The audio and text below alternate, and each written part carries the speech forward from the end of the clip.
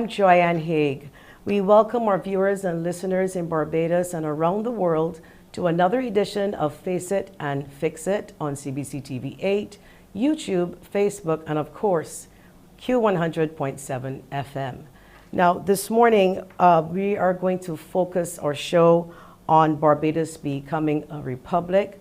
But before we get to that, I just want to welcome back our viewers and our listeners. As you know, we've been on a break for 2 weeks, and a lot has happened in 2 weeks. And of course, one of the major topics, certainly on the mouths of all Barbadians and persons living in diaspora, what will Barbados be like come November 30th, 2021, when we turn into a republic? Of course, we want to hear from you with your views and your concerns, and we want you to share those with us. And today, to help us better understand what is going to happen come November 30th, the build-up coming up to that date, is Khalil Kothdiwala, a political activist and aspiring lawyer, as well as Ronnie Yearwood, who is also an attorney at law, an educator, and activist. And we also have attorney at law Gregory Nichols.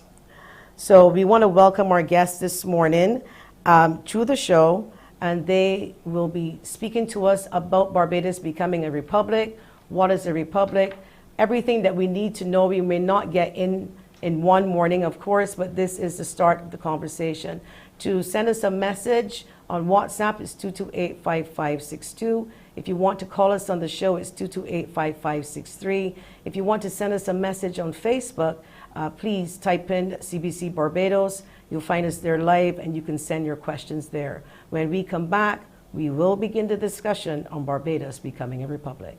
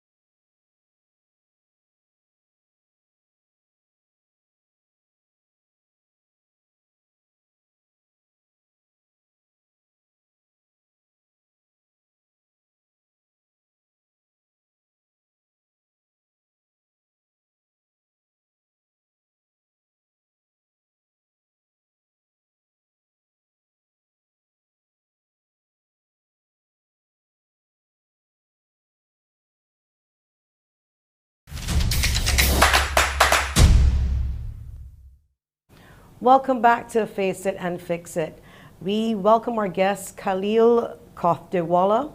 We also welcome Ronnie Yearwood, attorney at law, and Gregory Nichols, attorney at law. Might I add, young Khalil Kothdiwala is a political activist and an aspiring lawyer. Gentlemen, please welcome to the show. I know we had a little discussion prior to the show about keeping the language a little simple. And I'm hoping that we will be able to attract more viewers by doing that, because I know a lot of people are tuned in because we did promote this show, and a lot of people are excited to hear from you. And the first question, and I'm hoping that maybe Gregory Nichols may be able to answer this question, but we want to know exactly what is a republic? Good morning, Joyanne, and to your other panelists. Good morning, Barbados. A republic, in the truest sense, is basically a state where the sovereignty of the state rests in the people. They elect and select their leaders, and the citizens of the country are really the highest authority from which sovereignty devolves upon them, in the sense that we are between this situation which we inherited as part of the whole colonial experience as to whether or not we are subjects of Her Majesty and her heirs and successors, or are we citizens of Barbados in the truest sense as members constituting the Republic or the state of Barbados. So that is, to my mind, in terms of what we all understand a republic to be. Okay. Well, I hope that answers that question for those who are curious. Could you tell me exactly what types of republic do we actually have? I mean, just summarize it, what you normally would see, because people think it's only one, but I understand it's more than one type of republic that you can have. Mm-hmm. Do you know what type we are going to get? And can you explain some of the other types that we have? Well, it seems that the statements that have come out from government suggest that the republic that we would have in Barbados will be one where the executive arm of government will not necessarily be part of the legislative arm. Where like, for example, in a country like the Cooperative Republic of Guyana, where there's an executive presidency, and there's and all of the members of the executive will be part of a constituent assembly based on a proportional representation model. There's also the type of republic that we have in Trinidad and Tobago, which pretty much is like ours, in that the head of state is the president of the Republic of Trinidad and Tobago, as opposed to a governor general who is a representative of Her Majesty, the Queen. And similar to the status where in Dominica, there is no governor general, but there is a president who is the head of state. So that there are different types of republics. There are republics where the head of state is also the head of government, but does not sit in the legislature, which is the situation we are more familiar with as operates in the United States of America. And there are other types, and I'm sure we can get into this discussion a little later. But the structure of the republic really should be the as a result of a consensus as to how people feel that the structure of their state should be constituted, and that is basically what a republic is for a people in a particular polity or state. And it doesn't have to take any particular shape. It is what the people decide in a plebiscite and come together and decide this is how the structure of our country will be operated from. So when you say that the people get together and decide, in what form or fashion do you mean? In the form of just the general public, committees? You want to explain on that, consultations? How does that happen? Traditionally, these questions have not been dealt with by way of wide or massive consultation. In fact, in terms of just refreshing my memory and research for the preparation for this program, in 1966, when Barbados was setting about the process of independence, there was a draft constitution that was prepared in March 1966, and there were public consultations, not widespread, however, and a debate in Parliament, which obviously created the opportunity for the opposition parties and other participants to have a say. But that didn't resolve itself, because the opposition parties largely boycotted the debate because they said that the constitution was being rammed down their throats. We have never had, in our Caribbean context, outside of Trinidad and Tobago, where there was a constitutional conference. But in my experience or my understanding is that in the Caribbean, we have never really had any proper deliberative process by which we look at the structure of the state, and in terms of coming together as a people to determine that. Certainly the 1776 convention in the United States of America is at the high point in terms of where there was exhaustive discussions, but some will argue that a lot of people were not necessarily involved in it. not certainly black people, slaves were not involved. And even although they passed those lofty ideas in the American Constitution, it's taken several years and very many iterations of court decisions to guarantee rights and freedoms to everybody. So this is an ongoing process, and it is interesting that at this juncture, where people are more woke, people are more tuned to the issues that involve how the state operates and the relationship between the governed and the government.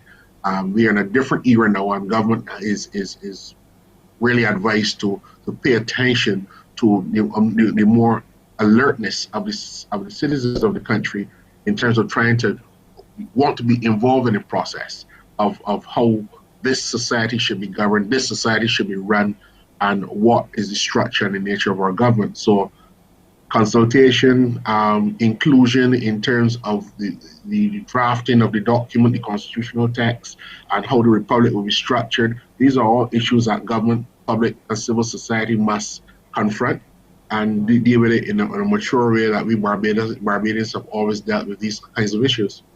Okay, well, I want to turn our attention now to maybe Mr. Yearwood, and I want to put something to you. For me personally, I don't have a problem with it. I personally think that we were a republic from 1966. Don't mind that I'm not that old and I don't remember independence, wasn't here.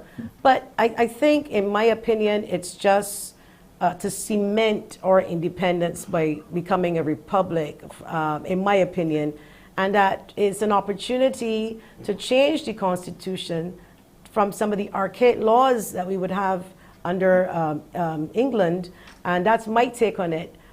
Would I be correct in saying that, in your opinion, as to how to simplify this for people so they don't feel as if we're making this drastic change in this country and you're going to see a dictator and all of these types of things that we're hearing on the ground? I'm thinking it's cementing my independence. I'm thinking that we're going to have a head of state that is local, that could more understand and connect with my culture and my needs. That's my train of thought. What would you say to something like that? Am I on the right track or am I not? Well, there's not necessarily a right and a wrong track with this. Good morning to you. Thanks very much, Joyanne, for having me. And good morning to Barbados and the viewers here on CBC Face It and Fix It. Now, I just want to unpack what you said a little bit there and kind of go back to what Gregory was saying in terms of the definition of a republic. Now, I agree with Gregory in terms of his definition. And if we take Gregory's definition that a republic is simply limited government, rule of law, sovereignty ultimately rests with the people, you are correct, I think, Joanna, your assertion that basically from 1966, we have had that form of government. Now, the hangover for a lot of persons, as you mentioned, is that the Queen or the Governor General is representative of the Queen. Now, you make the point that that you want your head of state to be Barbadian and to understand you, but from 1966 and even to the current Governor General, the person is Barbadian. The head of state is Barbadian. I don't, it's kind of a little bit interesting how people hammer that point, and then when you step back, you're like, well, actually, the Governor General is Barbadian. Yes, there's that concept of representing the Queen, but the reality is, on the ground and in practice, the person is Barbadian. They respond to our cultural needs. They represent us in that way. So if you take a step back from it to say, okay, we've been operating in practice as this republic from independence, all the tenets and the understandings and the things that Gregory was talking about. We've been a republic. We've got ultimate sovereignty rests with the people. We've got limited government, independent judiciary, rule of law. Now, what this change is going to do is actually simply remove what people think of as one of the last vestiges of colonialism, that the Queen is representative of, the Governor General is representative of the Queen. My contention, I think this is where a lot of people are, no one's against Barbados becoming a republic. I think, and you're right, I think what people want, they want this to be a moment of great constitutional change, and they want this to be an innovative moment. And I think Gregory hinted to it when you talked about how would we go about this, the conventions, and actually doing something that we've never really done in the Caribbean. And I think that is where we could be. Barbados could actually, if you really do this right, we could lead the Caribbean. We could set an example to other countries in the world of how to go about this process, how to indigenize your constitution, how to reclaim your state. And it's ironic that the government and persons talk about this being a moment for cultural emancipation and self identity, but you're not involving the people. I just don't understand how they cannot see the connection to those dots. You're talking about emancipation, you're talking about self identity, you're talking about reclaiming yourselves, but you're telling me, no, you can't be involved in the process of determining the form of republic that you want because we, the elite political class, we've decided that we think it's best that you have a ceremonial head of state. We're not going to discuss that with you. But then afterwards, we're going to come and have all of these other constitutional discussions that relate to the form of republic. But the one key discussion that we also want to be part of, we're being shut out from. You know, my analogy is I think the government is trying to paint a house that it hasn't built. The idea of that last colonial vestige of removing the queen, that is like that's the icing on the cake, so to speak. But you have got the cake first. You have to do all the necessary things to give us this new constitution, to give us this new state. Think about it. We become this republic, but it's all going to be in name, but the actual constituting factors of our state and our country and our constitution will not have changed. So what are we doing? It's kind of backwards when you think about it. So we're celebrating, oh, Barbados is this exciting new republic, but nothing has changed. All right, well, let me the things that we want to change, we didn't have a say. It's just very, very odd. Well, I want to get Mr. Costa-Wallace's input here, being the youngest member here on the panel. Would you agree with Mr. Yearwood? And in terms of people in your age group, what are they saying? What are their views? Your ears are down to the ground because I know you're an activist. You pay a lot of attention. I've heard you before in other stations. So what is your take on this whole situation, Barbados going to republic? Would you agree with some of the things that Ronnie is saying? Thank you very much, Ms. Haig, for having me. Not only certainly are your voices important in these nation-building conversations, but equally, I'm not a constitutional expert. You mentioned I aspire to be a lawyer, but I don't have a degree in law. And we talk a lot about the general public and that kind of thing in the abstract, but that whatever we want to call them, lay people, ordinary people, the general public, certainly I hope to bring that layperson's perspective to bear in this present discussion. I think to use Dr. Yearwood's analogy of the house, many working class people in Barbados know that when, and certainly houses are most important investment in a Barbadian's life, but that oftentimes you're not in the position to be able to acquire everything you need to build that house at one point in time. And so that people will then have to start to build the house with the few resources that they have been able to cobble together. And then as they go along, use that as the momentum to be able to purchase other materials, to get other laborers to help them, and so on, to finish and to complete the building of the house. In similar fashion, what we are doing is a disaggregated process.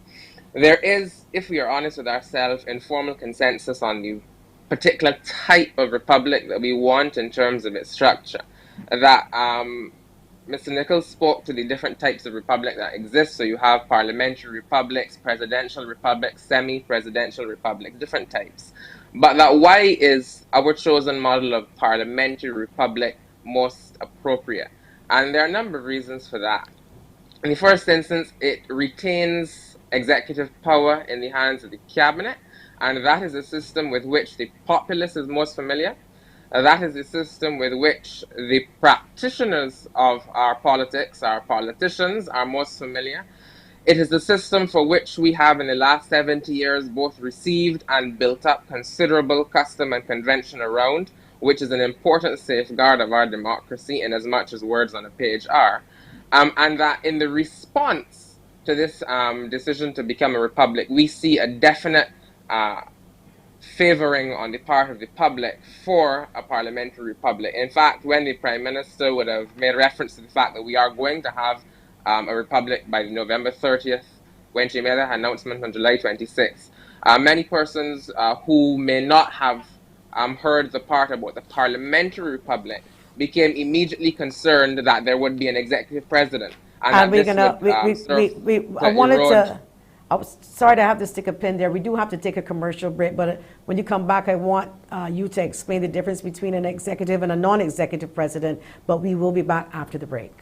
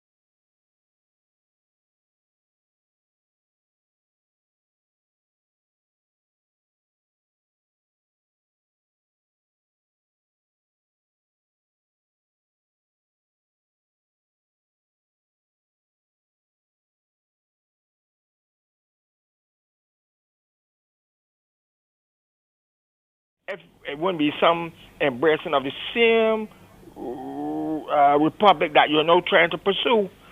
So if some of the things that you're going to reform will be hinged to your republic, we cannot have the republic and then have that constitution intact. If you Exactly. even go up to the if you even go to the registry, buy a constitution, they're going to sell you one. But they're going to tell you, this is the old constitution. Is yet to be reformed. That is a sticking point that I would really like to hear a lot of impetus on in respect to going forward with this republic. I'm not going to even get into the type of republic the experts would recommend and suggest which would be the best type of republic and that kind of thing. My concern is the Reformation, the Constitution. It's 42 years. To me, they had semester because they had Sam Ford, they had Mr. Marshall from university. Was become all of that compilation of evidence and information and suggestion and recommendation, and to date, you still didn't get reform yet. That is not of concern to y'all. The column makes a very Mr. Yerrit is responding to you, sir. Go ahead. Sir, I think you make a very good point there, because that's exactly, I think, what a lot of people are getting at. You are putting new wine in old wineskins. And until we actually do all the things that we need to do, that's why I can't say enough that this could be a real moment. And it cannot be, as Khalil suggested, some disaggregated, piecemeal process. I think we are mature enough. We are an intelligent people. We could do this. And as you rightly say, at the end of the day, when we produce the new Republic Constitution, you pick out one document at that moment, that will be the new Republic of Barbados. Whether we have term limits for the Prime Minister, whether we abolish the Senate, whether we allow the appointment of ministers that are not MPs, all of these are the innovative things that we can do. Whether we do a proper charter of rights and responsibilities within the Constitution, similar to the Bill of Rights that Jamaica has done. There are so many innovations, and this is what really annoys me about the way the process is being handled, because it is quite disingenuous. Because what you're trying to do, you are trying to determine the form of republic, but without the people. But then you want the people to buy into it. And what you're getting is that you're getting a republic, and you're getting that form that is coming from the parliament. And what is quite ironic, and I'm not sure the government realizes this, they're doing exactly what was done when Barbados was first constituted, when the British decided what we would look like. They're doing exactly the same thing. Rather than saying we the people, because at the end of the day, and I think Gregory made this point, the Constitution is ours. It has to come from us. It cannot be gifted from the Parliament to us. It's the other way around. We gift the Parliament the Constitution, because ultimately the people are the binding force. But don't you think, though, and I want Gregory to weigh in on this, don't you think that the technical aspect of things, when you vote for government, you expect them to know certain things. You expect them to make certain decisions. And of course, you expect them to bring certain things to us, not everything. So the type of republic, is it that important compared to what is in the Constitution and what is going to change to impact me? It is, because the type of republic will affect a lot of the other structures. So depending on the type of republic that we want, all the things I'm talking about, you have to move the deck around. So you may decide, you know what, we want a unicameral system. We don't want two houses, because the Senate, some people may say the Senate's a waste of time. Why do you have special interest representation in the Senate? No one group is more special than the others. You know what, get rid of it. We need one system. You may decide, you know what, there's a form of local government that we can have a mix of national, local MPs. Well, let me get Gregory Nichols in too on this to get in, because I know he wants to put in his 2 cents on this. Go ahead, Gregory. Yeah, thanks, Joyanne. I have great sympathy for the position that Ronnie holds.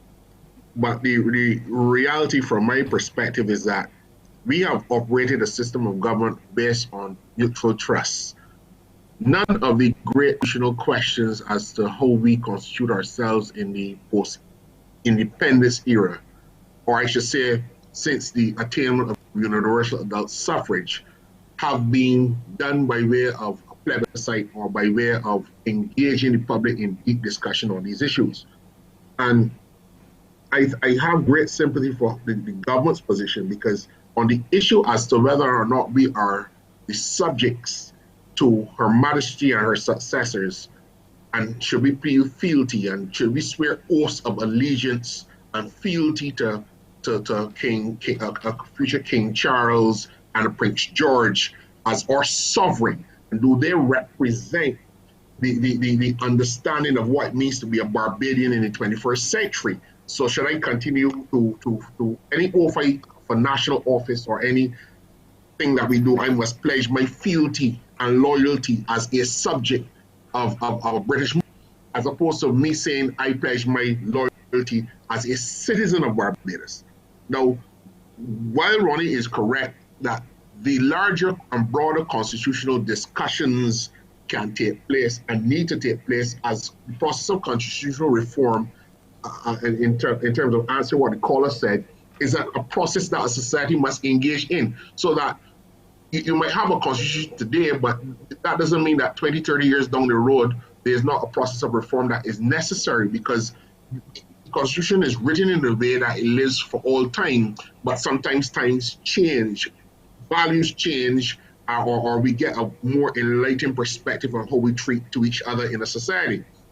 But on the issue as to whether or not the head of our society, the head of the state, is representative of the people of Barbados, it has always been understood that these have been led by the political class based on their political manifesto and how the government sets out to run the country in that way. I'm not saying that the government should not take into consideration the views of the wider cross-section of people in engaging them in this, but I don't think that I can satisfactorily explain to any of my 3 children that they are the subjects. They must bow down and curtsy at King George when he becomes king. Or you know, it is ludicrous. This is not Game of Thrones, you know, that we're talking about. This is we're in a more enlightened period. And if the words of our national anthem have to mean anything, these fields and hills are now our very own.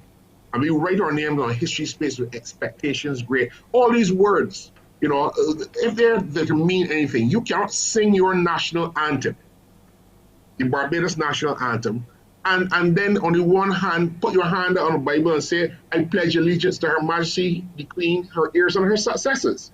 It is just incongruous. So that change that is being made is to solidify a continual process that started with the pre-emancipation challenges written in the Emancipation Declaration and in the post-emancipation struggles of Caribbean peoples.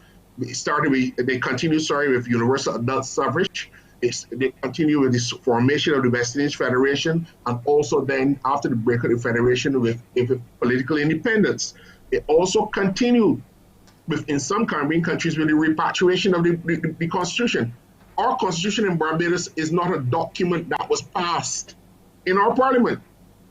Our Constitution is a document that was an appendix, a schedule to a British Act, the Barbados Independence Act, which was passed in the British Parliament in 1966. So our Constitution that we say is our own was not of our own deliberation. And then when we talk about the location of the sovereignty of our judicial system in our own hands, that important step that we took to set up the Caribbean Court of Justice was also part of the independence process and the building up of the Barbadian Republic within the context of the affirmation of us as a Caribbean people. Now, this move to replace the head of state is part of a process, because I've always understood that independence was not a single act. It was never something that started in 1966 or something that ended in 1966. It has to be conceived within that continuum from the pre-emancipation struggles of Caribbean working people up until now. And so that I would just say that the isolation of this particular issue as to, and for me is very simple. Are you a British subject, a subject of the British monarch, or are you a citizen of Barbados? The two can not work. And I don't necessarily agree that in order to determine that question, we need to have a large constitutional convention, which I dare say is necessary. But I can understand that the government is moving towards the resolution of that issue. If we had, and I could be wrong, but every time a Caribbean country has gone by way of a referendum to determine whether they would stick with the Privy Council, the government has lost, because in the political societies that we live in, anytime the government moves on an issue, the opposition seizes the issue, and it is the politics of it takes over the moment, and then the proper resolution of the issue is curtailed by the political debates. In Trinidad, the government wanted to go to the CCJ. When they went into opposition, this is the opposition party of Pandey. When Pandey passed all the legislation to create the CCJ and to move towards the CCJ, is located in Trinidad. When Pandey went into opposition, the support, Mane wanted to carry the process forward, they withdrew their support. And these kind of things, Grenada, St. Vincent, Antigua, all of them have struggled to move towards the Caribbean Court of Justice, which to my mind is one of the best things that has happened to us in the last 25 years in terms of the affirmation of who we are as a people. If Barbados had to do that in 2005, I was a government senator then, the government would not have, in my estimation, been able to succeed on that issue at a national referendum. So that sometimes these issues are dealt with in a way where the politics colors these things. And the debate about a republic, which, as I said, simply is, are you a British subject or are you a Barbadian citizen? It is not being politicized. I'm not saying Ronnie is doing so, because I do agree with all the things that Ronnie said. But at the same time, there is no real great divide on whether or not we are to continue as the subjects of Her Majesty and her heirs and successors, or are we as a Barbadian people living in a society that has become one of the leading examples of a successfully run government, self-government, as a former British colony. Okay, so we can agree that most of us, we're happy that the country will turn into a republic. We understand that some changes would have to be made. Some of us asking the question, why now? Why not wait? What's the hurry to turn us into republic? We didn't really address Joanne, that. I can simply answer that question. Why not? Why not now? I mean, at every juncture in the history of mankind, when great things have happened, from the time Moses marched the Israelites out of the land of Egypt, they said, "You bring us in the desert to kill us. Why you didn't leave us with Pharaoh?" There is always doubt. Why now? When Arab Bar went to independence, it was that. Why now? When they were building the University of West Indies, why are you building a university when we don't have proper schools? So every time a great political moment comes about in the history of the you get that question as to doubt. I like that. I like that response, which has to take me to a commercial break and a biblical one. So we will be back after the break.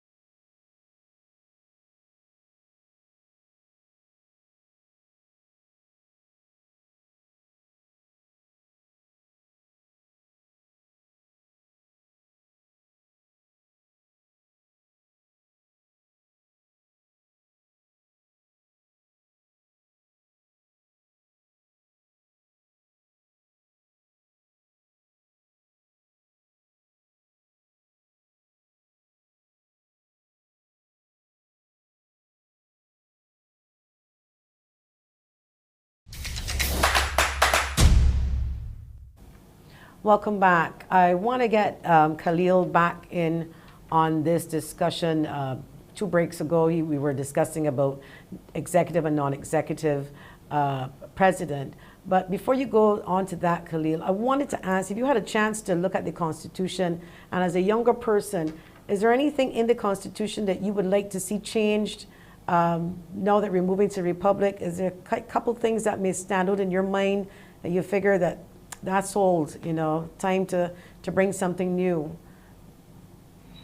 Yes, certainly. I think that many of us who look at the Constitution recognize that it is a document that has no doubt served its time, but that there are areas where we need to have serious conversations about. I think that parliamentary reform is no doubt a significant part of that conversation, although that is a separate process that is being led by a different body.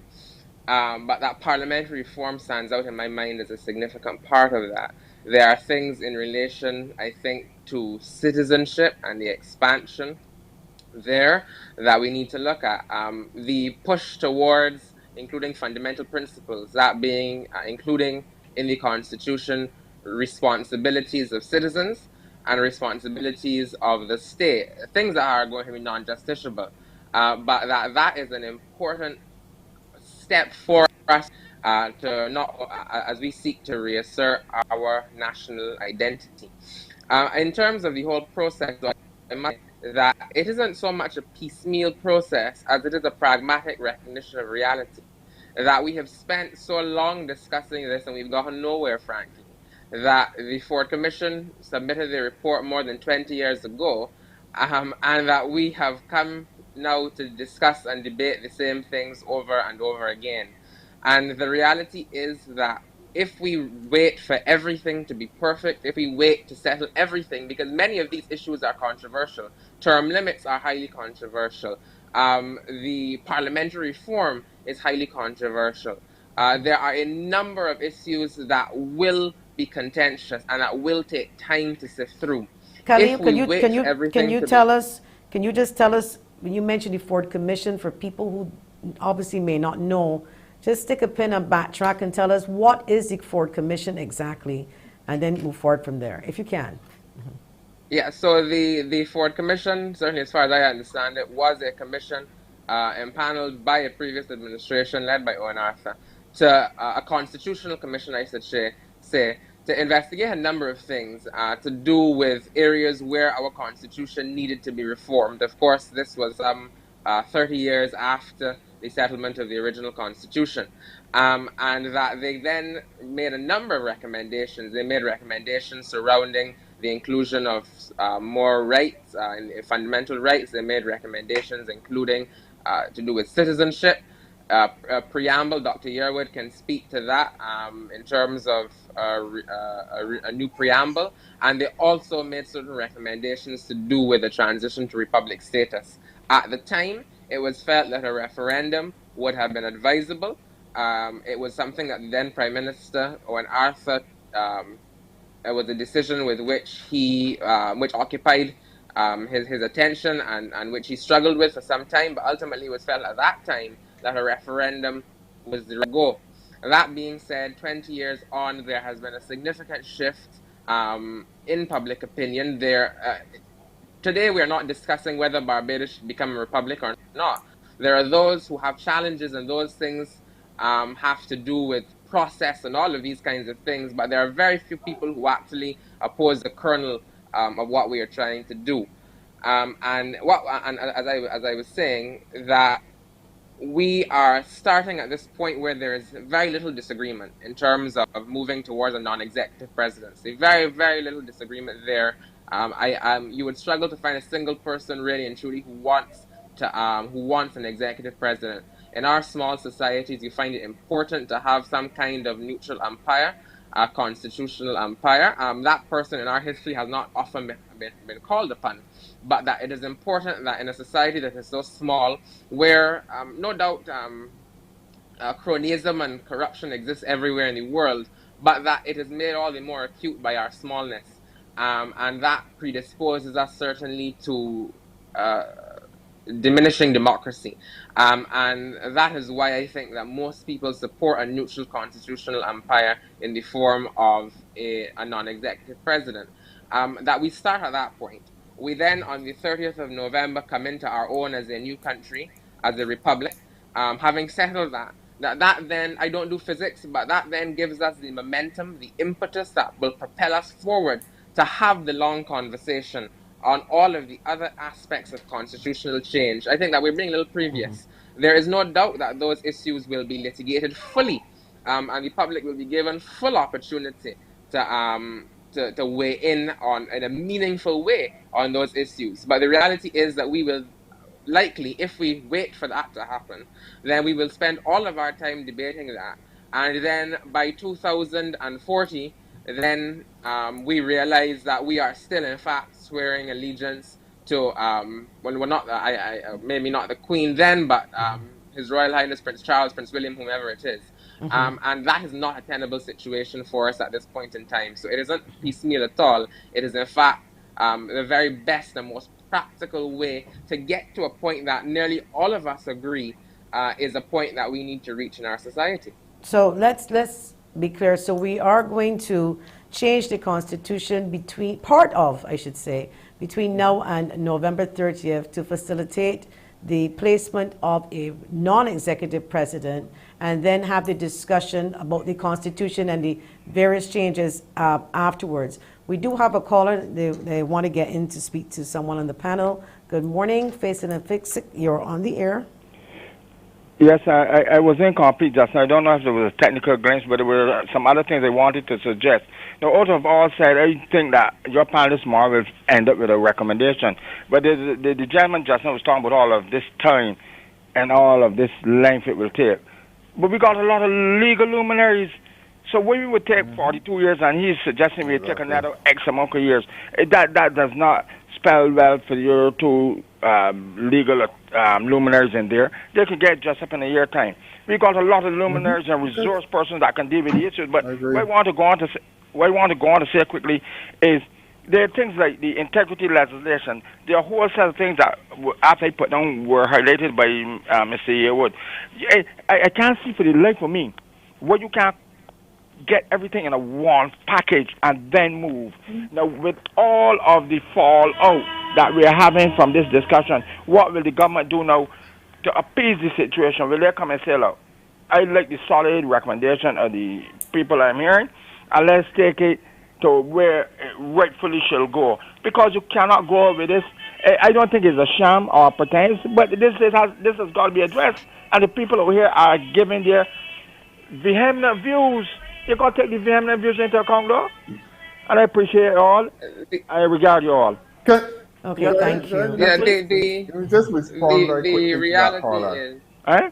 that the reality is that we cannot wait for everything to be done. Because everything will never be perfect and everything will not be done. As I said in some breaks ago, that we all, many of us in this country come from working class backgrounds and therefore understand that you cannot have everything in one full swoop, that you cut and contrive, you save, you begin to construct the house, but that you cannot have all of the materials on that building site at one point in time. People who go, anyone middle class, people who endeavor to build a house get a mortgage, and that they pay that mortgage out over a period of 25 and 30 years because they cannot afford to buy the land all in one fell swoop. That if, in fact, for something which is relatively speaking as small as a house or a plot of land, then contrast that with the very foundation of our state, that it is because we have so many legal luminaries that we have a lot of dissenting opinions on many of the issues that will then have to be settled afterward. But that taking this step on the 30th of November will allow us to get the first step out of the way. The hardest step is sometimes the first step. Get that first step out of the way, and then allow us in a new Barbados to be able to do that which we must to really shape and mold this country for the very first time at the constitutional level, fully in our own image. And that is what is trying to be done. No one is saying that there will be no consultations. I understand, I am told will be extensive and exhaustive consultations, but that when that happens, it will fall to the public of Barbados, to all of us, to go to town hall meetings, to submit written submissions, and to do the various things that are needed to engage in the process. But here's the thing about consultation. Joanne, can I come in? Yeah, well, go ahead. Let's take this call, Ronnie, and then we're going to come right to you. Good morning, Face It and Fix It. You're on the air. Good morning. Good morning. You hear me loud and clear? Yes, go ahead. Yes, good morning, ma'am, and good morning to all our listeners and viewers. Now, CBC Channel 8 said to me that I could go on the extension MPE3 dash and get Channel 8. Now, I went on the extension and it was getting Channel 8 all the time. But all of a sudden, it stopped. But now, last night, as I was watching the 7 o'clock news, when the community come on my community, they cut it off again. So I just only now get the news. I would like CBC to fix it back and put it back to normal where I could get the whole. Okay. But do you have a question for our panel this morning on the Republic, sir? No, ma'am. That's what you call it to get. Okay, not a problem. Ronnie, please Okay. continue. Just to address a few points. I don't know about Gregory, but I am a citizen of Barbados. If Gregory somehow feels that he has some process where he's a citizen of another country, that is up to him. When I say my anthem, I understand that I am a citizen of Barbados. So let me just Ronnie, let me finish. So I understand that I am a citizen of Barbados. I get the psychological break. I get the fact that our constitution has the oath of allegiance. But again, that does not take away the fact that I know, and we all know in practical terms, in real terms, we are citizens of Barbados. So let's draw a line under that. Now, the other point that Khalil was making in terms of that the head of state is this neutral umpire, that is not correct. And I'll tell you why it's not correct. Because the very form of selecting the head of state will ensure that it's not neutral. Because the very electoral system that we have, whether it's the Democratic Labour Party or the Barbados Labour Party, we tend to get very lopsided parliaments. So when you're saying you have an electoral college of all of the lower and the upper house, essentially you're having an electoral college of a political party. You know, when it was, now it's 30-0, it's one party. When it was 28-2 or whichever 27-3. So depending on our electoral cycle, you're actually going to have a politicization of this head of state. And I don't think we've thought about that process enough and thought about it carefully. There is only one time in the history of the elections of Barbados, and I think it's the 2013 elections, that the votes cast actually matched the percentage of seats in the House. That's the only time in our history. Otherwise, all of our elections are lopsided. So you're telling me you've got an electoral college to select a new president, but in effect, really, the entire House is just one political party. So you end up politicizing, the office of the president. So that's the other point. The other point about this that I find worrying, and as I said earlier, I'm not sure how the folks pushing this are not connecting the dots. If you want, and this is basic, you want people to buy into your republic. You want people to be brought along to this journey.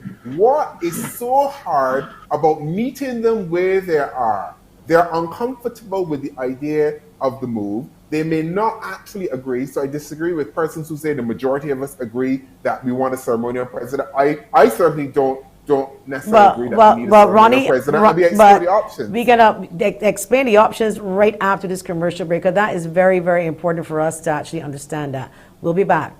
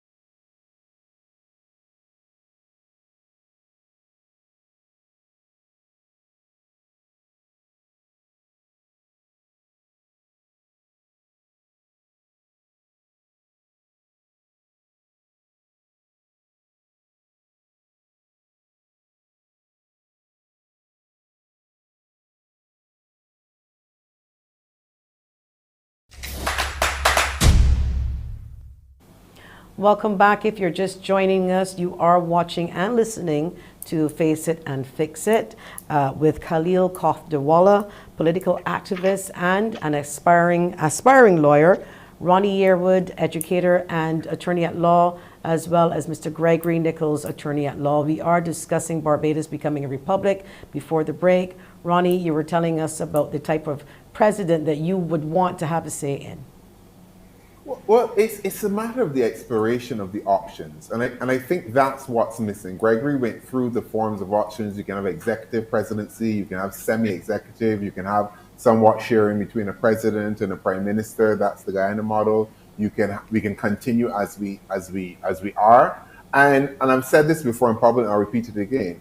Even if we had these consultations and persons agree that they are happy with the ceremonial type president, and that doesn't mean the process is being wasted, because what you've effectively done, you've brought people into your confidence, and you've given the Constitution the life that it needs. You've given the Constitution the we the people moment. Could you simplify? Could you please simplify for us what is a ceremonial president? When you say, explain, because we wanted to the explanation between the executive and the non-executive. You're talking about ceremonial president. For those of us who do not understand that, could you please simplify that? Okay. So a ceremonial president would be continuing pretty much what we have. So it's a swap of the governor general for the president. So what I imagine, from what I understand the government's going to do, because the government has not published any papers or documents on this, we've had a few speeches on this, is that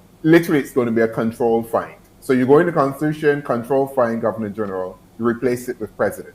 So literally all the ceremonial roles that we understand the governor general does, you turn up when someone is 100 years old, the governor general appoints the prime minister, appoints senators, the governor general administers oaths, the governor general carries out these particular functions, but that person, that president, this new president, will not have any particular executive role. That said, we understand that within our Constitution, there are roles and functions of the Governor General that provide a lot of power for that office. For example, the Governor General, and which will become the president, if they don't sign a law, it can't become law. So if they don't sign a bill, so a bill goes through the Parliament, lower house, upper house, passed, the president, or as it would be, will have to sign for it to become law. So you will have the continuation of those particular functions.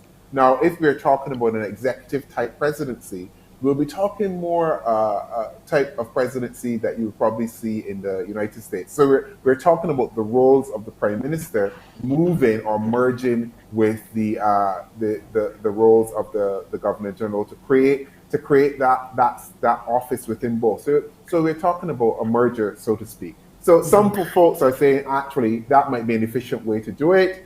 Merge the two offices, reduce some of the powers from the office, think about how we can empower Parliament to give them more power, create a more powerful legislator. Because when you think about it at the moment, what we do, we literally have an executive sitting in the legislature, but because we have so many ministers, we're not getting the lawmaking function that we normally should get from our legislature because they're no backbenchers. There's effectively no proper legislative function at the moment because those persons are overwhelmed or busy being ministers. So Ronnie, some people, let me just say, some people would suggest that some ministers should be chosen outside of Parliament.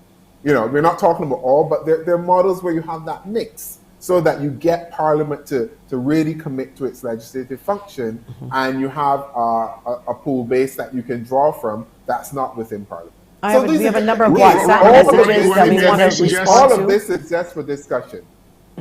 Yeah, Ronnie, I just want to tap in on one of the things that you said here, because I am very, very excited about this. There are in other Caribbean countries, particularly those countries which are still colonies, like in BVI and so forth. I've looked at their constitution a little bit. And there are national MPs that are elected without any particular reference to a constituency. And so they do have a unicameral legislature, so there's no Parliament and Senate. But I pretty much think that we should discuss the idea everyone who serves in our parliament should be elected by the people, and that you can control it in a way in which people run on a national slate of candidates, and you can reserve persons on that slate who are not affiliated to a political party as well. But I do believe that we should have a situation where every person who is in parliament, in the legislative branch, making laws for the people of the country and debating and discussing and dissecting all of the issues of the day, should seek their authority from the people. And that is, to my mind, the essence of the truest republic. Okay, we got that we have not really considered. There are a lot of people trying to get in and WhatsApp, so we're trying to get through this as quickly as possible. Caller, good morning. You are on Face It and Fix It. Go ahead. Common Republic, if it would affect having dual citizenship. If becoming a republic would affect you having dual citizenship, is that the question? Yes. Can someone here answer that question? Would be able to answer that question? Simple answer is no. I don't think it will have. It depends on which country you want to have dual citizenship with, because there are some countries that require you only to have allegiance to one particular country. Yeah. So that the citizenship I don't think Barbados is going down that route of restricting people, but if you have a citizenship of Barbados right now, there may be some countries that might require you to renounce Barbadian citizenship in order to have dual citizenship in another country. Okay. But that would not be affected by our move to being a republic. That is presently existing. I don't know exactly. Okay. No. Thank you. Okay, so let me just recap for some might not understand. Again, I can repeat to simplify. The type of republic, we didn't really cement that yet because Khalil was saying more or less parliamentary, heading in that towards that direction. Because I haven't heard an official announcement, but given the fact that you have a non-executive president, I would imagine that that's the one we're leading towards. I think the questions that we're getting, will we be able to still vote for our MPs? Who votes for the president? You mentioned something called electoral college. When people hear the word electoral college, they think U.S. No, it's quite different. That is the great advantage. Sorry, that is a great advantage of what we're doing. In that, as I said some segments ago, I think in the A block, that we are retaining, generally speaking, the system that people are familiar with, and so you will continue to go to the polls to vote for your member of parliament. And prime minister, and the prime minister would still be chosen by the team of MPs prior to an election. Okay, that doesn't change. No, so that when the new parliament is constituted, then the person the prime minister will be the person who enjoys the confidence of the majority of the members of the House, meaning in practical terms the largest political party in terms of votes, in terms of seats. But that in terms of the electoral college, nothing at all like the US model, where people vote in the states, and that those votes translate into delegates to this electoral college, and they have that whole process. Khalil, I always get a little weary when we always hear it proffered that the system in the United States is perfection on the Westminster model. When we study political science, we were taught that the Americans deliberately set up a system to protect itself from what they understood was the overreach of the king or anyone in America becoming a king, and particularly they wanted to mitigate the effect of the long-standing reaches of what the British middle class and the British public service did in Britain, and they didn't want that there, and they were very deliberate in certain things that they did. So that the whole thing about the Electoral College has its purpose, because that is a federal state. And before we jump headlong by saying taking off boxes, by saying we replace everything that we have, institutions that have worked well over time and replace it with everything that the Americans are doing, we might end up in a situation like Italy, which has had a republican system from the time of the Romans, but in the current structure, they have moved away from parliamentary democracy 75 years ago, and they have had about 80 different governments, a government every year, where the government cannot function because of this proportional representative system where the government does not get a clear majority. It can only last for a year, and there's total chaos and dislocation within our system. We have to work out, and I agree with Khalil, that there are institutions that we have had and that will work. We can tweak them. And in terms of the structure of the state, it is not a revolutionary process that we break down and change everything and get something new. It has to be the collective wisdom of how we and the nuances of how we understand and operate over a period of time. And the history will be there as a guide. The future is there as an inspiration as to how we can move forward. But we just can't just break down everything that we have to get something new for the sake of saying that we have something new because we got the opportunity to get something new. We need to make that conscious decision as to whether or not the institutions that we have, how can they better serve to empower people and to make more enlightened decisions about the important decisions that the country has to make. And that is how that should be the overriding impetus in this whole process of reformation of the constitutional structures of the new republic, rather than saying, all right, the Americans have this, let me get that. We don't want this anymore, let me get something new. And if you go through that exercise in that way, I fear that we might import into our political culture things that will have ramifications that we are not equipped to deal with. Okay. Just to finish the point, I agree with Mr. Nichols. Just to finish the point on the Electoral College, again, I'm not entirely sure in what is happening in this particular iteration, but if they're saying that they're going to be following to a large extent the Ford Commission's recommendations, that and if you look at the draft constitution, I think that's 2005, Dr. Yearwood, somewhere around there. If you look at that, then the first step, as a matter of fact, is not the Electoral College. It is, in fact, it hopes that the Prime Minister and the Leader of the Opposition will be able to make a joint nomination for President of the country. And that if, in fact, that does happen and that there is only one nomination, then clearly that person will be elected without the need for an Electoral College election. I would hope that we haven't become so polarized in the present moment that kind of bipartisanship is not possible, but that even so that the fallback then is this Electoral College system. And again, our neighbors in Dominica and Trinidad, they have an Electoral College that is comprised of their I think Dominica has a unicameral system, so they just have the parliament. But at Trinidad, which has two houses, they have their Electoral College that brings together the House and the Senate. And that in both of those instances, the president need only be elected by I think in Trinidad it's a plurality, and in Dominica it is a simple, I believe it's an absolute simple majority.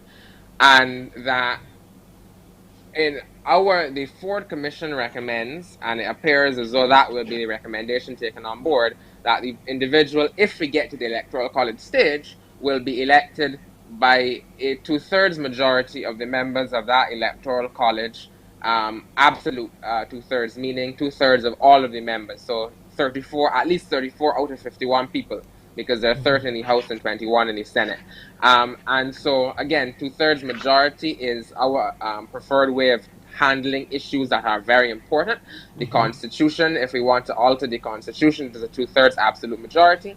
In like manner, we have improved upon the Trinidad and Dominica model in terms of requiring that 2/3 that 2/3 majority. So if we are about to embark on a conversation with the public or consultation, because there's a debate between the two, how you consult with people and ask for their opinions, but in the long run, it's really the Prime Minister and the group and the cabinet and president and whoever else makes the decisions. It's not really us.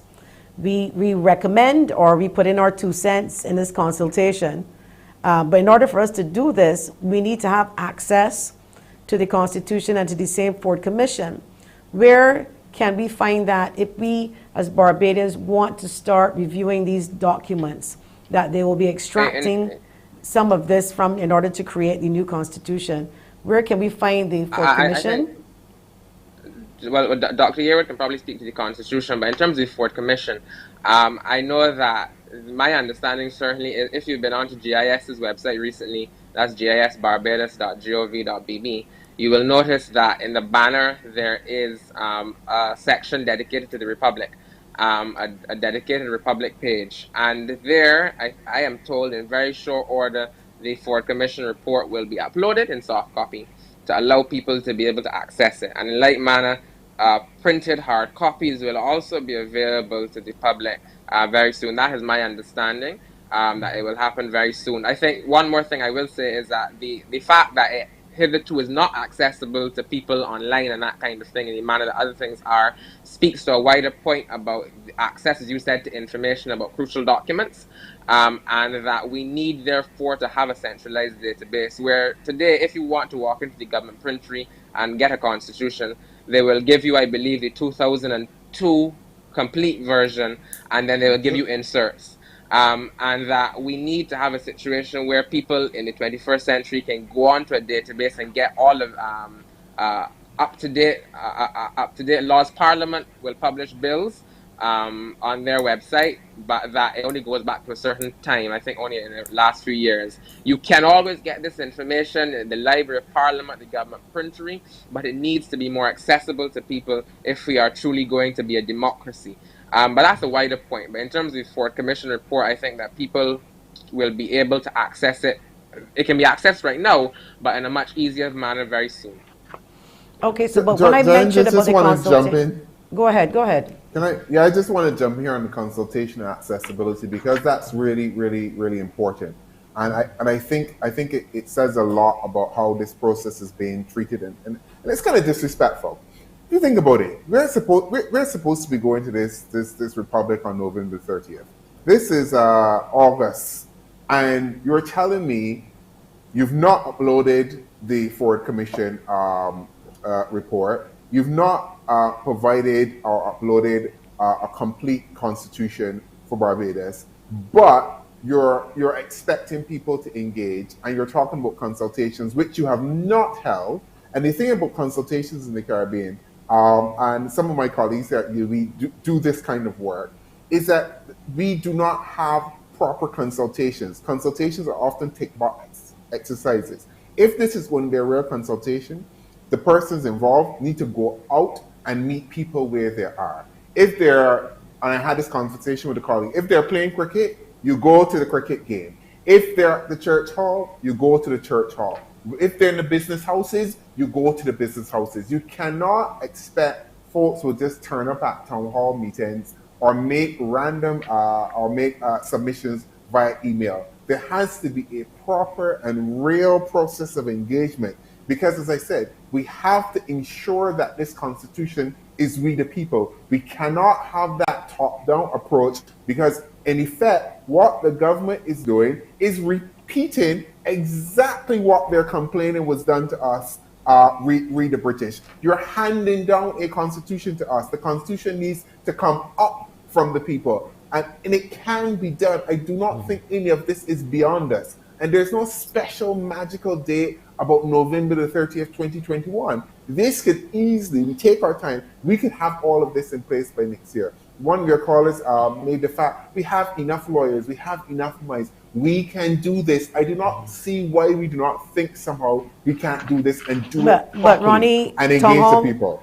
Town hall meetings, I can tell you, as a communications person, people, it is a waste of time sometimes, because 5 people will show up. However, if you do it properly and use technology, where you have a town hall meeting and you package it, even if it's recorded, then to disseminate it out via social media, then you will have a better way of meeting the people at their level, because you might not be able to get to everyone, but you certainly can do that. Exactly. But what I'm asking is, if you're saying that the time between now and then, it is my understanding that between now and November 30th, we're talking about changing part of the Constitution to facilitate the president and then the discussion.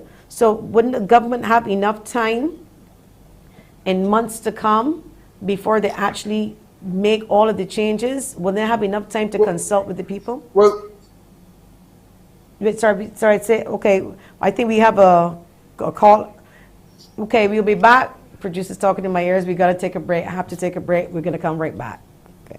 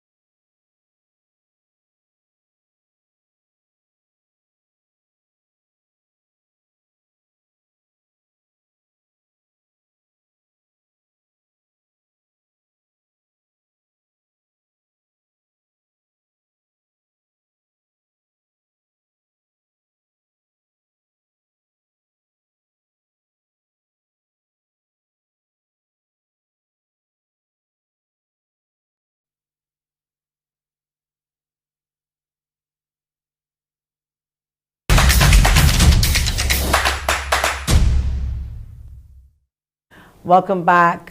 Sorry about that, Ronnie. I had to cut you short. We do have to take these commercial breaks. But I was asking you about if the government puts the president in place and the type of republic in place, because that obviously needs to be determined, the two things that need to be determined first. Is there anything wrong with them having to have the consultations afterwards? Because as Gregory said and Khalil said, you got to start somewhere. And if you keep putting off things, and I think that's our problem sometimes in this country, we keep putting off and putting off. And so what if we make a little error? Sometimes you just got to do that in order to make a start. I personally agree with them that you do have to start somewhere. And I personally don't have a problem with making those two amendments and then having consultations then with the public, even for an entire year. Probably by the time of next independence, we may have rewritten the entire Constitution that is okay with most of us, and then move forward from there. What are your thoughts? I agree you have to start somewhere, but Joanne, this is not marbles. You're not pitching marbles. Constitutional amendments and constitutional reformation is serious business, and we want to take it seriously, and you want to respect the process. If we're going to do this, we do it right and we do it properly. It's not about not making errors. Of course, there could be errors. We're going to have disagreements, and I do not understand why we do not feel we have enough self-confidence that we can do this and do it right. And we're doing this very random, piecemeal, backward approach. Because the reality is, we all do not necessarily agree on the form of the presidency that Barbados is to have. We agree that we will become a republic, but there may be concerns, and I think I pointed this out before, that what you're going to effectively create is some kind of presidential puppet that becomes linked to political parties. And it's not only about this party, it's about what happens after. And we have to be very careful, because we have our politics produces lopsided parliaments, and the electoral college that we're entrusting to elect,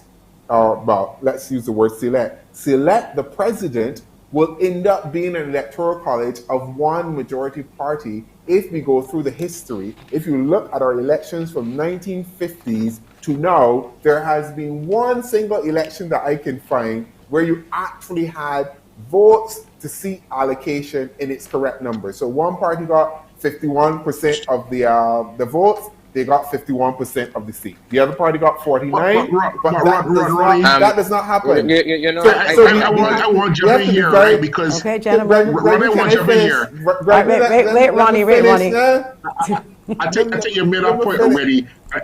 And it's important for. I'll And let it's you a finish it. serious I'll let you point, finish. Gregory. No, because it's a serious point. It is a serious point that we have to pay attention to, and this is what about holistic reform. Because if you start interfering with one bit of the Constitution without recognizing that you have to start moving all the other chairs of the deck, so you're going to interfere with how we select the president or government. Well, in this case, the president, using the electoral college, but you've not looked at our political system. So in effect, the electoral college becomes one political party. And there's no way to deny that. And it's not about being partisan, because we know in times that it's been skewed to the DLP, in times it's skewed to the BLP, and we will end up playing this silly game. So when we talk about reform, that is why holistic reform is necessary. Nobody's talking about Ronnie, All right, let Gregory and then Khalil. Gregory, then Khalil. Yeah, I think we are overstating this fear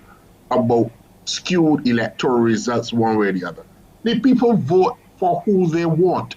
And we must be mature to accept that there will be times when there is an overwhelming majority on both sides. In fact, the point that Ronnie makes needs to be underscored perhaps in a different way. When the people make a decision to vote in an overwhelming manner in one way, and we have evidence that they have gone back the other way, and there has been both sides enjoying peace in the context of Barbados. We changed the government in 2008 with a two-thirds majority in the government, and we changed one in 2018 with a two-thirds majority the other way. That we have to respect that. That is the will of the people. Why don't we not respect that, rather than trying to put mechanisms in place so that we effectively try to negate when people make a deliberative decision as to this is the government that we want to elect at this point in time?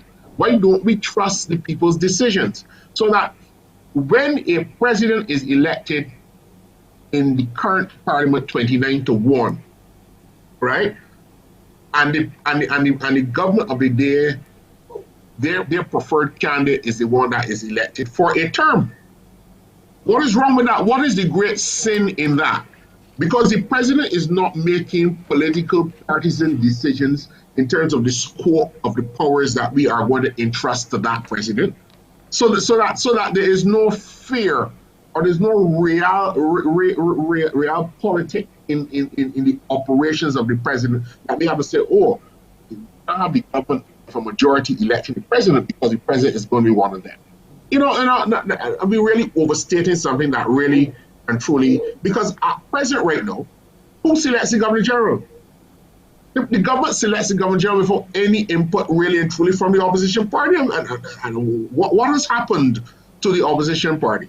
That office has always been an office where the person who gets that position is a person of high integrity, a reputation that is unblemished, largely unblemished, and we have been fortunate in Barbados that all of the governors general of Barbados have been distinguished Barbadians from the beginning to the end. Highest quality, integrity, and personality. And I made this here with the choices that we have made as governors general over the last years have been really reflective of the real ethos of who we are as a Barbadian people. Now who chooses the governor general? The last governor general chosen by the people of Barbados, and the one before that, and the one before that. So that we overstating this caution about the choice of a president, and I really think that it is not reflective in any real harm that has been done to the body politic of the country so far. It is an institutional mechanism that we are adjusting, and I want to reiterate, Ronnie might think he's a citizen of Barbados, but if you hold any national office, you have to swear allegiance to the Queen and her heirs and her successors. Listen, my passport says I am a citizen of Barbados. If you are made a Queen's Counsel in Barbados, one of the things you have to swear to is to give free legal advice to Her Majesty the Queen whenever she calls upon you. Why should I have to swear to that in order to become a senior lawyer admitted to the inner bar in Barbados? I must give Her Majesty or King Charles or King William or George free advice. But Ronnie, why should I not be able to advise my Barbadian born Yes, head of state Joanne. matters are important to the Okay. country. Let me just interject here. Ronnie, if we are saying that the Governor General moving from a Governor General to a president with the same powers of a Governor General, visiting the elderly, et cetera, what's the big fear? Because it's the same thing.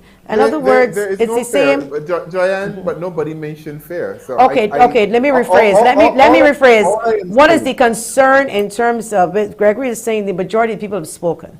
Yes, the government is in. Yes, they have a certain amount of power. So if it is that they choose the president through the Electoral College, not sure how they're going to choose the Electoral College, but if that happens, the more concern for me as a citizen and a voter is what's in that Constitution. What can be changed that's going to benefit me, which is going to bring me now to the topic. How am I, Joanne Natalie Haig, going to benefit and my children from this change, whether it be financially or psychologically, that would then help me financially. Explain to me, because I think that's more important, in my humble opinion. What Barbadians are not so interested, that's the technocrats and whatever. We're interested in what in it for we. Anyone wants to tell us what is in it for Barbadians going into a republic, whether it's now or 10 years from now? How do we benefit? And I'm not saying benefiting only financially, because there are other benefits in life. And that of a mentally, we want to hear about the benefits. Yeah, the benefits I think are psychological. So just very quickly, the benefits are I think overwhelmingly psychological. It's about self-actualization. It's about that full emancipation. It's about coming into who we are. But as I said, you can't have that if the people aren't part of the process. That's why I think there's a disconnect between the way it's done. And just quickly to respond back to the point earlier about Greg. No, Ronnie, don't agree with that. The nature of the head of state. The people that participate, Ronnie, the people that participate in the Declaration of Emancipation. I don't agree with that. I think, Ronnie, you're overstating this thing about the people all the time. I am not. Ronnie, you cannot. But you're overstating it all the time. Did the people participate in the Declaration of Emancipation? Did they participate in the way in which you're suggesting emancipation and independence mean anything less because it was not a wide plebiscite Honorable members, please. No, let's be serious. Please. To suggest that the only way that we can move forward as a society, I am not suggesting psychologically as a people, is to have a wide plebiscite on every single major issue. There was no participation by the majority of the people in the Caribbean and certainly in Barbados on the Declaration of Emancipation, where those rights have been enshrined into law for the first time. We just celebrated Emancipation Day. Ronnie? Less than half an hour. Did it happen at independence? You said, can I finish my point? And then you can jump in, Consul. Less than half an hour ago, you were the one saying that we want to have the plebiscite involved. You need to get the people involved. That's the way forward. There has to be consultation. We can build this new thing, etc., etc. Now you're coming to tell me that is not an important part of it. That does not. I didn't say that. No, Ronnie. No, I didn't say that. Can I just finish? No. Look, Gregory, we can disagree on this. But one of my fundamental contentions about this is if you want people to take ownership of it, they have to be part of the process in it in a real way. Nobody is disputing the move. People are just saying we want a say. And I cannot understand why you would deny people the opportunity to have a say when people are petitioning. They're out there for it. I started the petition about this and I've got nearly 1,000 signatures already. So you have people who actually want to participate in the process. Why would you deny your electorate a chance to have a say in their constitution? And one of the things that they think is important in their constitution. I'm sorry, who's denying that? Ronnie, please. Yes, go ahead, but who's denying that? I'm sorry. Because Joanne, you can't make a decision about that. Hold on, gentlemen, hold on, gentlemen, 1 second. I'm saying to you, I didn't get that anybody was being denied the opportunity to participate in the consultations of the changes that are going to be made in our Constitution. That I did not hear. You're on mute. Can you make Can a I just answer decision, Ronnie a or little bit though? can you be part? Can Gregory, let me finish the answer, Joanne. Joanne, Well, you finishing a long time, Ronnie. can Can- you be part of the decision or any options on the process of how the head of state is going to be selected, or have you been told this is the singular option for a republic? This is what you're getting. Take it or leave it. Considering the fact that it more likely is parliamentary and it's just one change, it doesn't change anything. I don't feel offended You by it, might but not again, want to. other You might people not. feel Other different, and I people. respect I that. got But I got a and I thousand respect people that. But who let's say Gregory otherwise. and then Khalil, because we really running out a little bit of time here. Gregory, and then I really Right. want to hear from Khalil. I just want to get clear. Ronnie is speaking about the broader reformation of the Barbadian constitution, which will require discussion on a whole set of issues. My simple thesis is this: Barbados is already a republic, but the way in which we got our independence was with some reservation on the part of the British colonial office. And the political leaders of the day had to accept that they moved towards full independence came with its reservations. So the white colonial governor had to come over as governor general and so forth, and we had to retain these references to Her Majesty and the Privy Council and so forth. The process is a continuing one. So that why is Barbados going to become to remove the vestigial linkages to Her Majesty and her heirs and successors on Independence Day? It's an affirmation of independence. It's not to replace what Erabara and those great nation builders did in 1966, but it's to continue the process. We continued it when we moved away from the Privy Council to the Caribbean Court of Justice, and we set up a judicial system at its apex, our own regional court that deals with the issues of the day. This is a fundamental change that expresses all of the things we say when we sing and recite our national anthem and our national pledge, if they mean anything to you, right? So that what government, as I understand, is doing is saying that there's no debate in Barbados about our continual linkage to Her Majesty the Queen, so that we can move and replace that linkage by having a Barbadian head of state. President. And we will engage in the process of the continued reformation of our constitution as is necessary, and we will consult on these issues. And there's a Torn Commission right now, or committee that deals with the issue of local government, and these are issues that we have to Well, discuss. They when have we been take a break, sidelined by COVID and so forth. we're gonna take a quick break, and we're gonna come right back with some more of the Barbados turning into a republic come November 30th. We'll be back.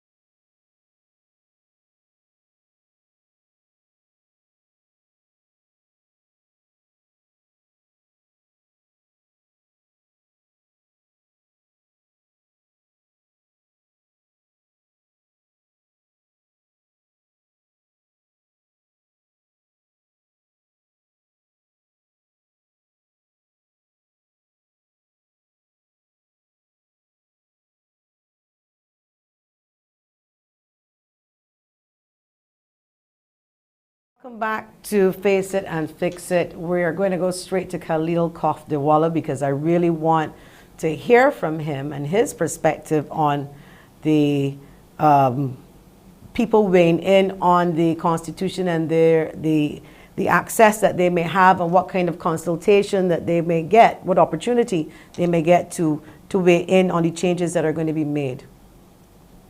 I'm a debater, and so I really appreciate the fact that Dr. Yearwood has been able to reiterate that point in every single answer to the questions. No matter the question, he has been able to reiterate. I appreciate that. But the fact is that the public will be given the opportunity in the fullest extent I am made to understand to engage in the discussions and debates and so on surrounding the more fundamental changes to the Constitution. Again, I go back to what I said in the A block in terms of the very reaction that we have had to becoming a republic. That when persons heard the Prime Minister say that we will in fact be a parliament, be moving towards a Republican status, that some people would not have heard the end of the sentence in terms of that it would be a parliamentary republic with a non-executive president, Okay. and that because they did not hear that, it immediately caused some consternation on the social media and so on, with people concerned about an executive president and the loss of democracy and dictatorship and all manner of things. And that was a fear that was brought about because people did not know that we were in fact going to have a non-executive presidency. And so there doesn't appear, certainly to me, to be any great appetite for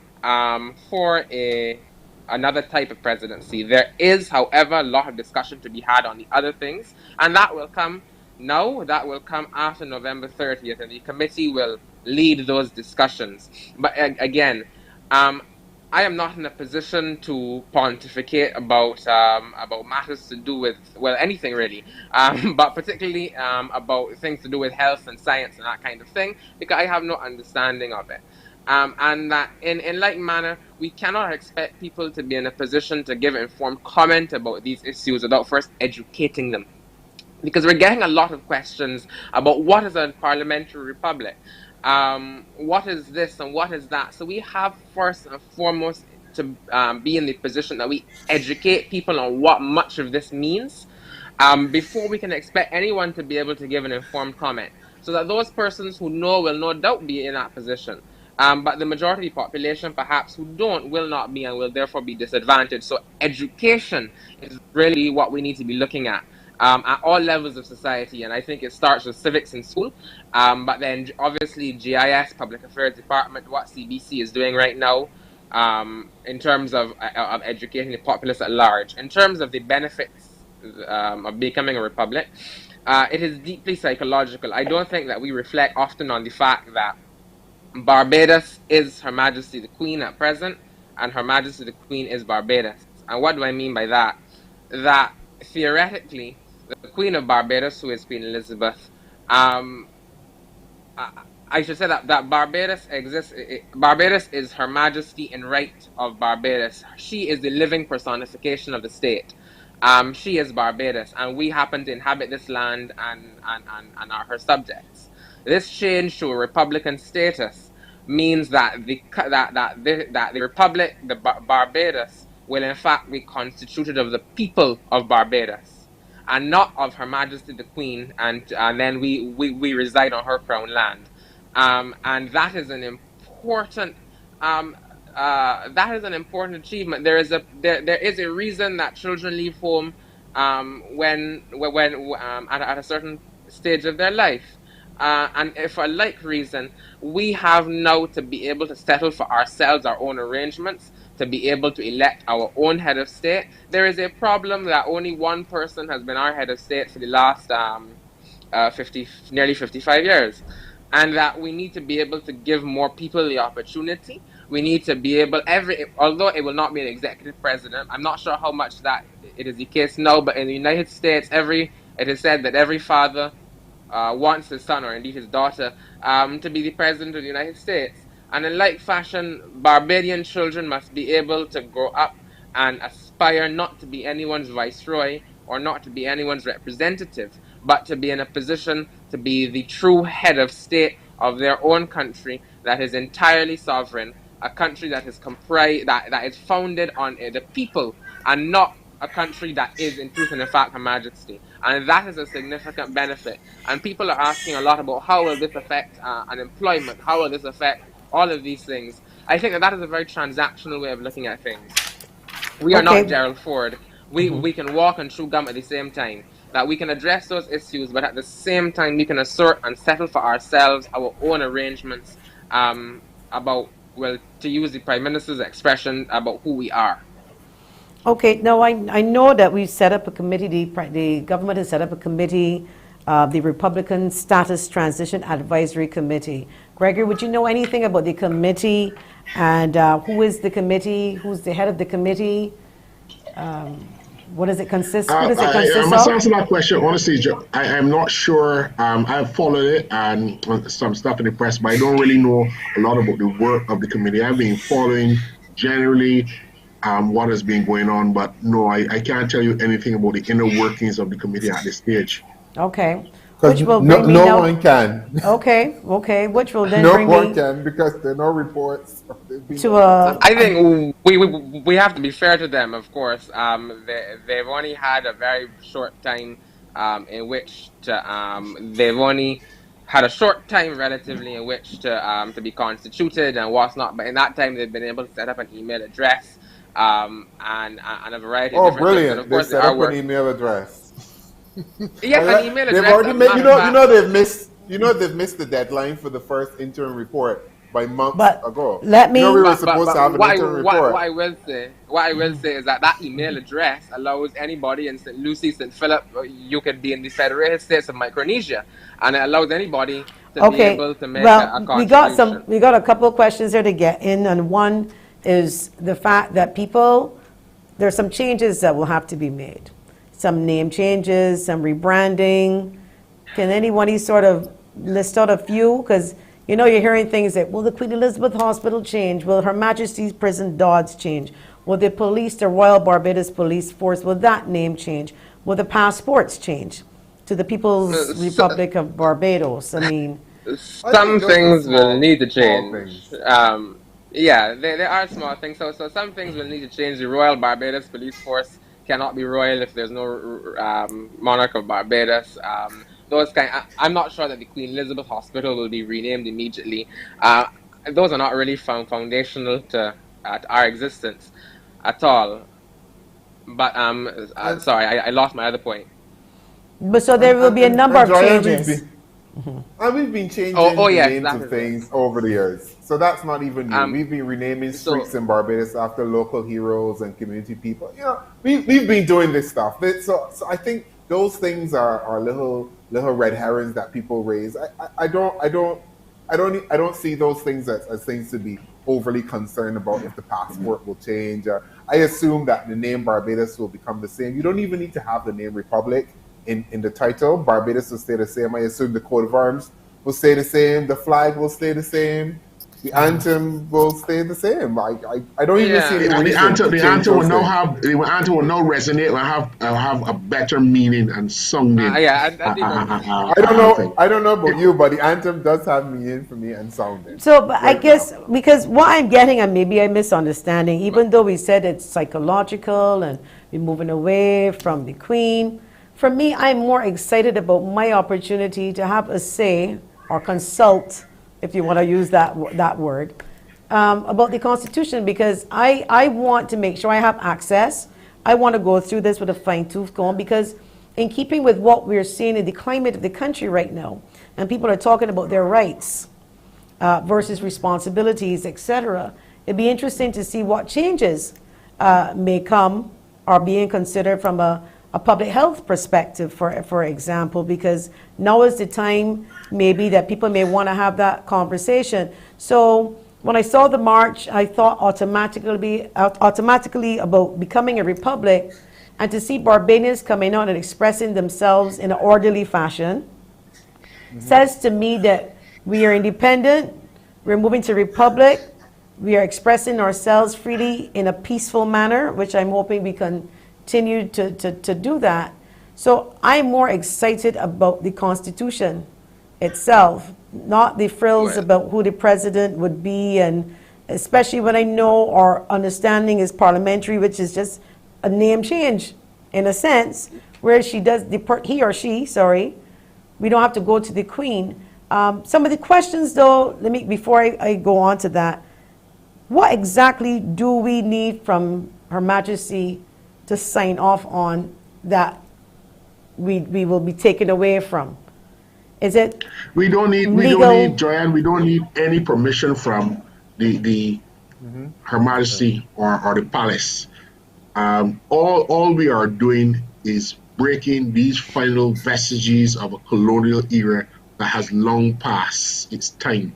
We are still, in a way, loitering around the premises. We are no longer on the steps of Westminster, but we're loitering around the premises and peeping back and see if the gate is still open, right? And we have to do some changes. For example, the buttonholes of the disciplinary forces like the police and the BDF has to change. We remove the Queen's emblem off the Barbados flag. So at the Independence Parade, we pretend that we don't notice that we imprint the crown on the Barbados because those are the Queen's colors. We love Barbados' colors, These are the things that we have refused to systematically deal with. I mean, Gary Sobers, at the time when we were made independent, was showing the world what, in essence, the Barbadian people possess. We are not doing the same thing now, but we still have these linkages where Her Majesty's this and Her Majesty's that and stuff. We need to cut that link. But Gregory, no, you mentioned her. You might mention when you mentioned Sir Gary, which now brings you back to these titles, Knight of St. Andrew, all of these titles. What are we going to do? Take them back? Rename them? Are we going to still have these types of titles moving forward when we do awards around we've now created a national honor. Sorry, Gregory, first. Sorry. We've created a national honor. The most excellent, the mighty Gabby has that, and the principal, most honorable, and the most honorable Professor Barto. So we have created a national honor that is equivalent with the Knight Bachelor or Knight of St. Andrew that we have, and those things we will now be able to express our celebration of the epic achievements of Barbadians in a way that is reflective of us, where you don't have now to kneel down and get it as a knight in a medieval court or reflective of something that happened 300-400 years ago, right? So that these are things that we know within our bones, within our souls, that are important images for how we see ourselves as a people. And I was making the point before that in the 1960s, we had a man from a community that had no access around him to entering into any of the major sporting institutions, whether it was Wanderers Club, the Turf Club, at the Garrison, anywhere around him. But we produced the best in the world. Okay, from what and that is the right excellence of Garfield Sobers. Now, what we continue to call our national heroes and our people who we celebrate is up to us. But the point I'm making is that we have affirmed that we don't need the validation of the crown. We don't need the validation of Buckingham Palace to determine who we are as a people anymore. You don't need to have to send up names to hear who's on the New Year's list. On the honors list. Well, we don't need that validation anymore. We are independent, sovereign republic already. Let me just tell you what's on the list, and that's a commercial break, and we do have to come right back. And we're gonna give us a minute, and we'll come right back to you, Gregory. We'll be back.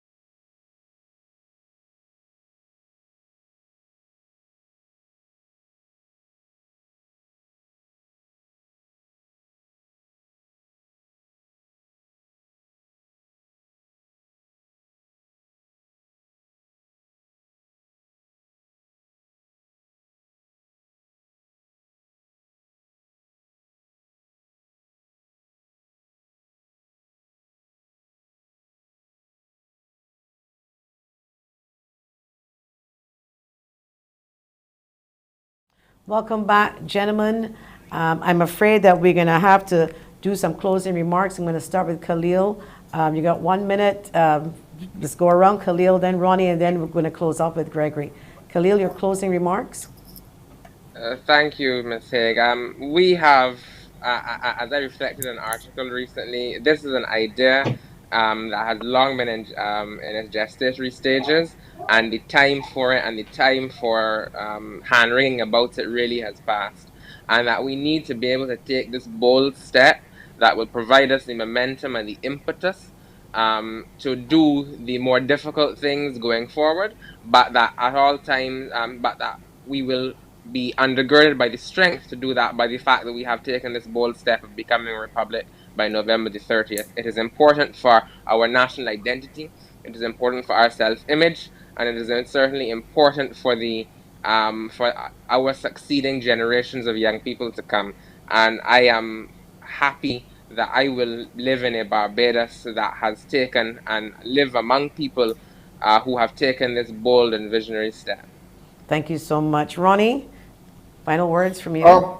I'd just like to say I don't think the change of our head of state is about no frills. It is an important decision, and it is one that the people have to be involved in. If we are going to constitute our new state, it has to be we the people, so it has to come from our people. Even if that change is seen as symbolic by some, there has to be that engagement from the people, and we cannot exclude them from the process while trying to claim that we want to emancipate them and we want them to self-actualize and be part of it. So I think it's important that the government reflect on this and find a way to engage the people in this important change, the one that they want to do in terms of this transition from ceremonial head of state to whatever form of head of state. Because as I said, there are different forms of republic, and the one proposed by the government is just one option. And there are options out there, and we want to discuss them, we want to debate them, and we want to be part of the process.